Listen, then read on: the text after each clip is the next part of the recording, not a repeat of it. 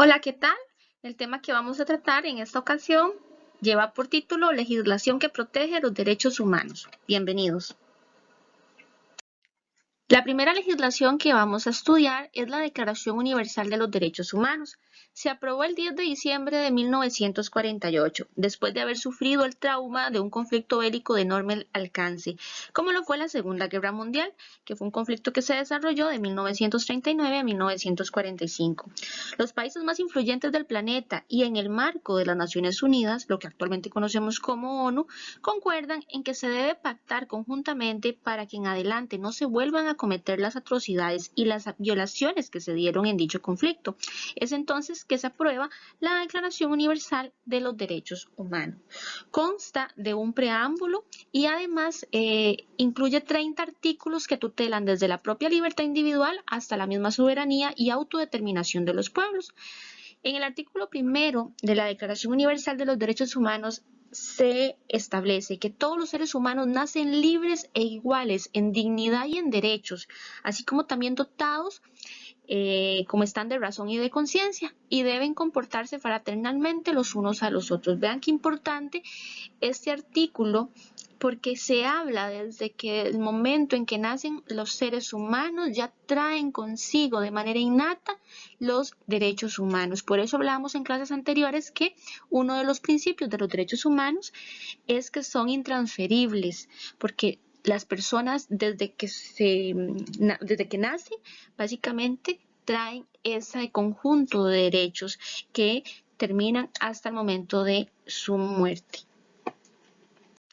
La segunda legislación que vamos a ver es la Declaración de los Derechos del Hombre y del Ciudadano de 1789. Para poder entender esta declaración vamos a hacer un recorrido breve a nivel histórico de cómo es que aparece este cuerpo legal. De hecho, este es como de los preámbulos para el posterior documento de la Declaración Universal de los Derechos Humanos. Bien, el continente europeo experimentó durante los siglos XVI y XVII un sistema de gobierno denominado monarquía absoluta. Básicamente significaba que todo el poder estaba en manos del rey o lo que nosotros conocemos como monarca. Los súbditos, que en este caso sería el pueblo, debían tributar para que el rey y la familia real vivieran como reyes, como tales. Entre los gastos propios de la realeza que debía pagar el pueblo estaba, por ejemplo, la construcción de lujosos castillos, enormes jardines, joyas, banquetes, caballería, empresas de conquista de nuevos territorios, entre muchas otras cargas. Este sistema se basaba en la superioridad natural, entre comillas, de la familia real por sobre los demás mortales. Recordemos que los reyes durante estos siglos XVI y XVII, durante esta monarquía absoluta, consideraban que eran enviados de Dios, que tenían esa característica de divinidad. Por eso es que se aprovechaban y cobraban y vivían del pueblo. Los reyes eran, desde su perspectiva, descendientes de dioses y eran tan divinos que hasta su sangre era diferente de las demás personas. De ahí que su linaje se le llamaba o que tenía básicamente sangre azul. Ante esta situación abusiva de los reyes durante años, el pueblo llegó un momento en que no aguantó más la presión, la carga tributaria que había, el hambre y la pobreza que había en Francia y este pequeño grupo de personas beneficiándose de la mayoría. Es ahí donde se da la Revolución Francesa, que de hecho se convierte en uno de los momentos más importantes históricos en temas de derechos humanos. Varios pensadores como Rousseau, Montesquieu, Voltaire o Diderot se dieron a la tarea de escribir sobre las libertades fundamentales de todo ser humano, sobre todo las individuales, a denunciar las desigualdades, por ejemplo, y decir que era absurdo ese sistema de monarquía absoluta. Y a su vez propusieron que los seres humanos eran libres e iguales entre todos.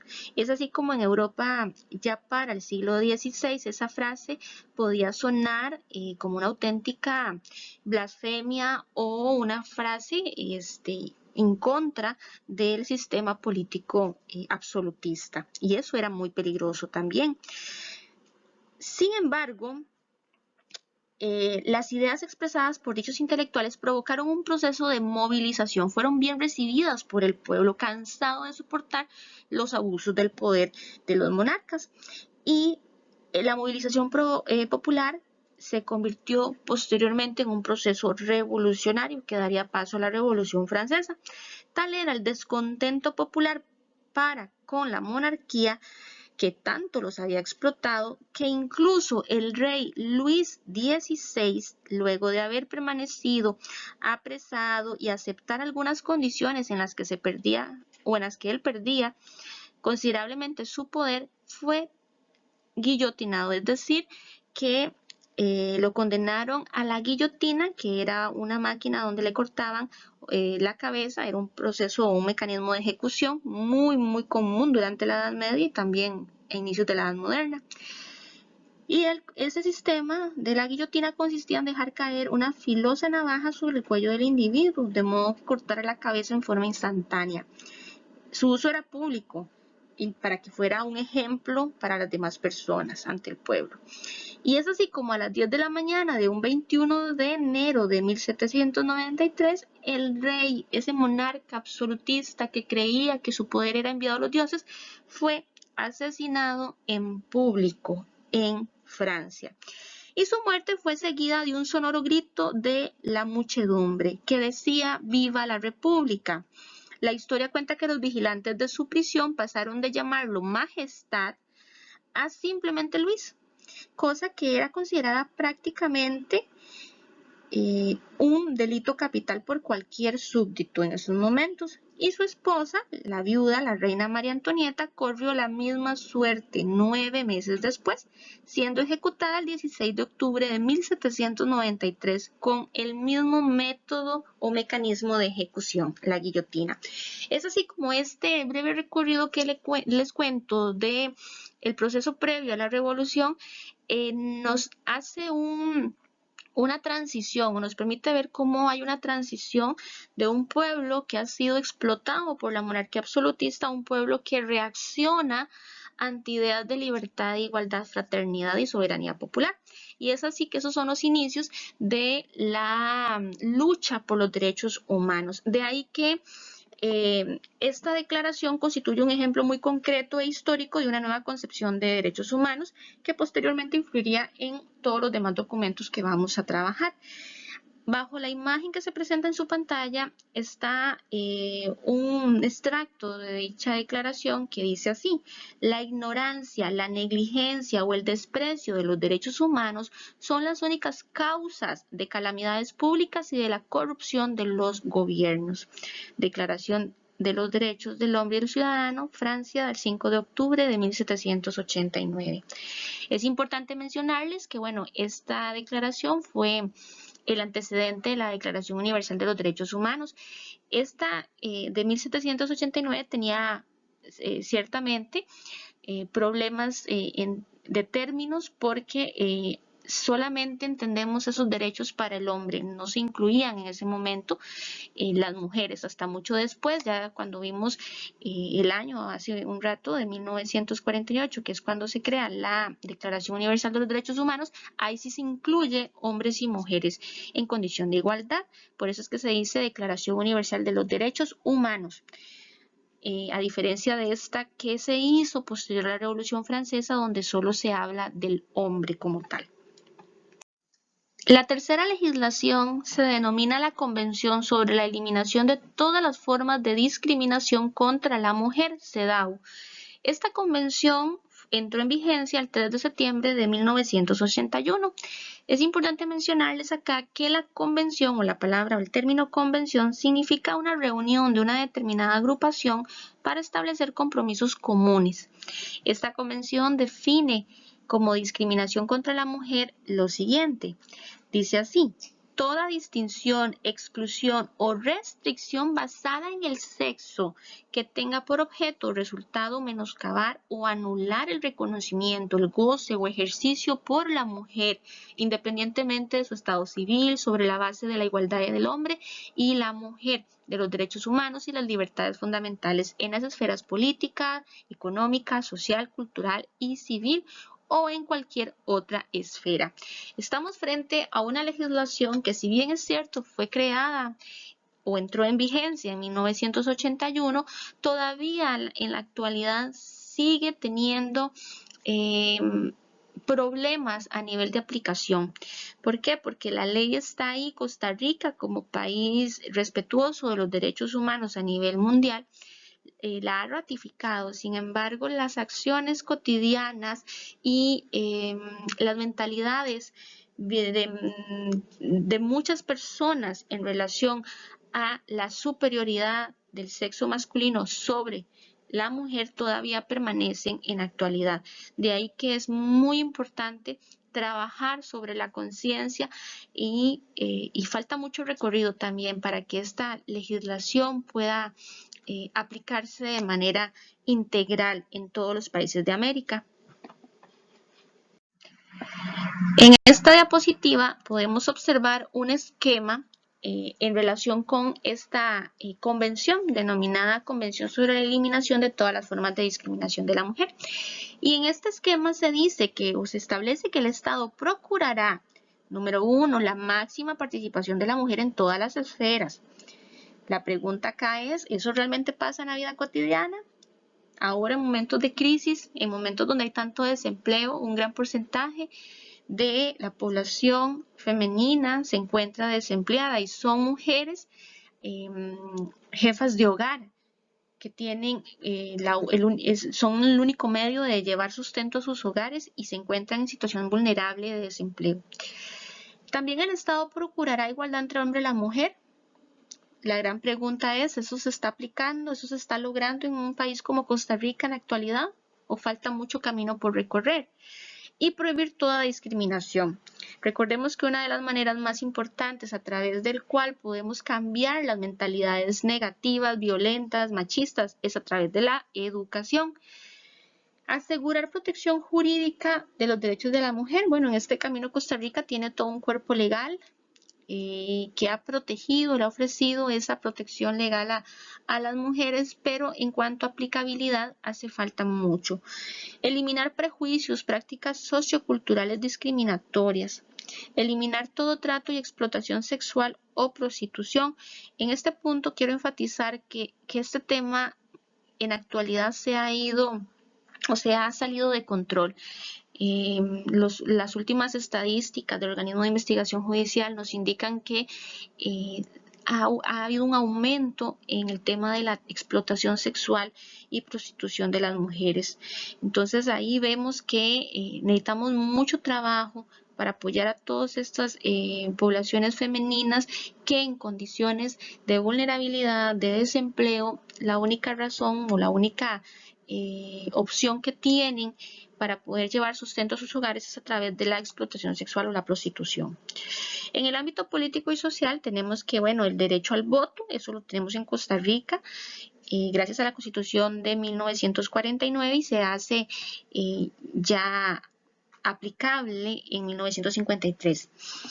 Derecho a ocupar cargos públicos, derecho a asociarse, a la igualdad de acceso en educación y la recreación, a plenos derechos laborales, seguridad social, es decir, que las mujeres tengan su seguro social, estén aseguradas con la caja del seguro social, que obtengan medicinas, licencias de maternidad, por ejemplo, en el caso de quedar embarazadas, sus derechos laborales en temas de embarazo y también de familia, así como la igualdad plena en la relación conyugal. La última ley, no menos importante, es la Ley General de la Persona Joven. Es importante mencionar que era una práctica común escuchar en líderes políticos, en medios de comunicación y en personajes mayores, por ejemplo, que los jóvenes son el futuro. Eso es una frase muy común de escucharla. Los enfoques actuales han agregado una nueva concepción en la cual los jóvenes también son el presente y merecen atención desde hoy. Es por ello que la ley trata en este momento de situar ese enfoque de que los jóvenes no solamente son el futuro, sino también que son el presente. Y desde ese enfoque los reconoce como ciudadanos sujetos de derechos y demanda al Estado una clara posición en cuanto al respeto y a la necesidad de planificar políticas integrales que le permitan a la población joven un desarrollo adecuado de la personalidad. ¿Por qué? Porque estamos frente a una población que va a futuro a ser los que manejan o se hacen cargo de las riendas del país, de tal manera que necesitamos lograr darles a ellos las opciones, las herramientas necesarias, pertinentes, como la educación, la salud, un adecuado desarrollo integral de su personalidad para que sean ciudadanos que puedan llevar el país adelante, que puedan ser ciudadanos conscientes de sus propios entornos y no una población que desconoce o se aísla de su realidad inmediata. De ahí que la ley precisamente quiere generar ese enfoque del joven, no del futuro, sino del joven del presente, y planificar en relación con eso políticas de bienestar social. De hecho, las municipalidades por ley deben de tener un consejo de la persona joven, y en ese punto es importante mencionar que la participación de los jóvenes en las comunidades son fundamentales, porque a través de la energía, de la dinámica, de las relaciones colaborativas que pueda tener esta población, se pueden lograr mejoras a nivel comunitario. De ahí la importancia de aplicar esta ley, y no solamente aplicar esta ley, sino también crear los espacios para que ellos se puedan desenvolver. Es importante mencionar algunos de los conceptos que la ley de la persona joven establece en su artículo 2. Primero, saber o conocer qué es adolescente. Bueno, la ley define adolescente como una persona mayor de 12 años y menor de 18 años de edad.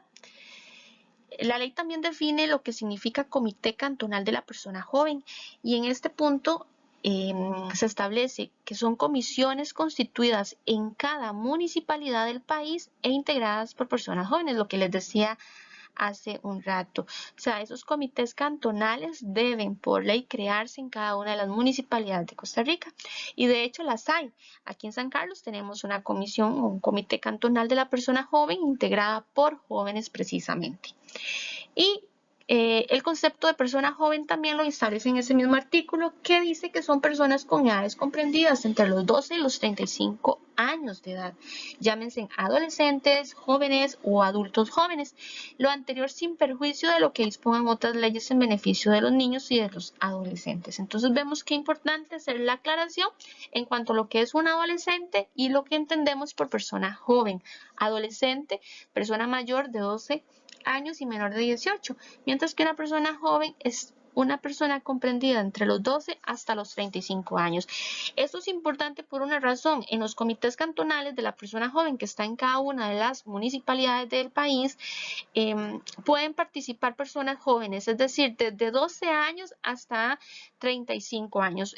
Puede ser un grupo variado de edades, siempre y cuando se mantengan dentro de esos rangos y constituyan grupo de personas jóvenes.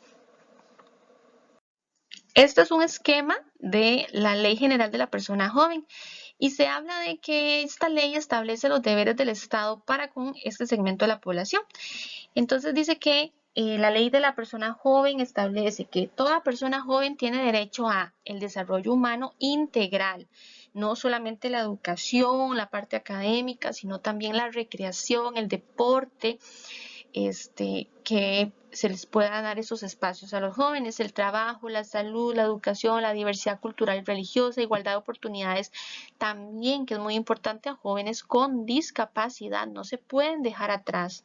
Y aquí en discapacidad estamos hablando de múltiples discapacidades, ¿verdad? Desde cognitivas hasta físicas. Convivencia con su familia, atención institucional de calidad, a participación también activa en la vida pública. También tienen derecho a la cultura, a su historia y a un ambiente sano. De ahí que el Estado ha creado diferentes instituciones que apoyen y por lo menos logren aplicar o el mensaje o el fin de esta Ley General de la Persona Joven. ¿Cómo trasladamos esos fines, esos objetivos de esta ley? Bueno, a través de instituciones y de espacios que le brinden a la persona joven su desarrollo integral. Bien, hemos llegado al final de la presentación. Espero que hayan comprendido bien el tema y agradezco su atención.